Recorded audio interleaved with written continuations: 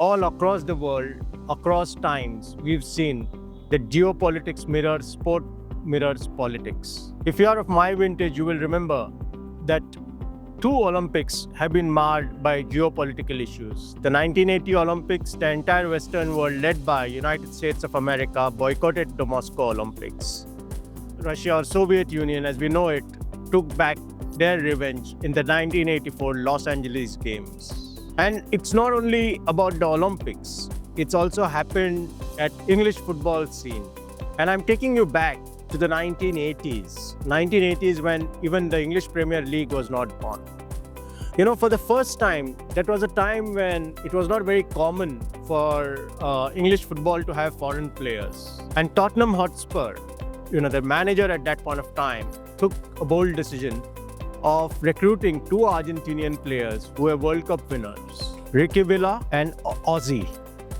And it's Ossie's story that is, very similar to what probably players like Mr. Fizur face.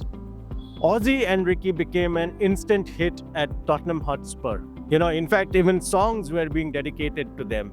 It's the first time foreign players, were adopted by England. But if you remember, during the 1980s, there was a war between Argentina and England. It's called the Falklands Wars. Argentina intruded into Falkland Islands, and then Britain responded back and a war took place. Well, Ossie, who was a darling of Tottenham Hotspur and the crowds over there, could not continue playing over there anymore. In fact, his situation was complicated further because his brother was an Air Force pilot with the Argentinian Air Force and in fact lost his life in this war. Therefore, for 1 year, Ossie was transferred to Paris Saint-Germain and then he returned back to England, had a very successful career also as a manager much later. So what I want to tell you is that Mustafizur is here to stay, India is here to stay, Bangladesh is here to stay. How should the BCCI have its playbook for players from hostile nations like say Pakistan? Bangladesh is still not an hostile nation, but they're moving towards that. So what should be the BCCI stance? And I feel BCCI's stance should be like how America's stance is to the world.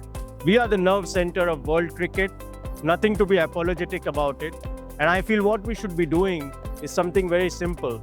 We should differentiate between what we call the players from Pakistan and Bangladesh and the state of Pakistan and Bangladesh. Therefore, what we do is, when these players sign up with us, we make it very clear that they don't actually represent their nation. There is no identity associated with them, with their nation. They are just freelance players playing professionally in a professional league. And you would say, isn't that unfair to those players? But they are given the choice, in between choosing commerce and their country. And you'd say that's very unfair. But then the world is unfair.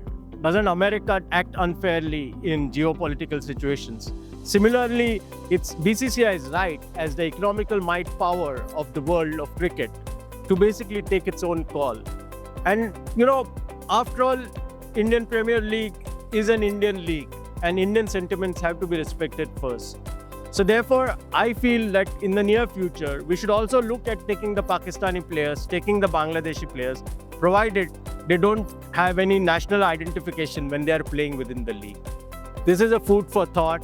The world of cricket is growing.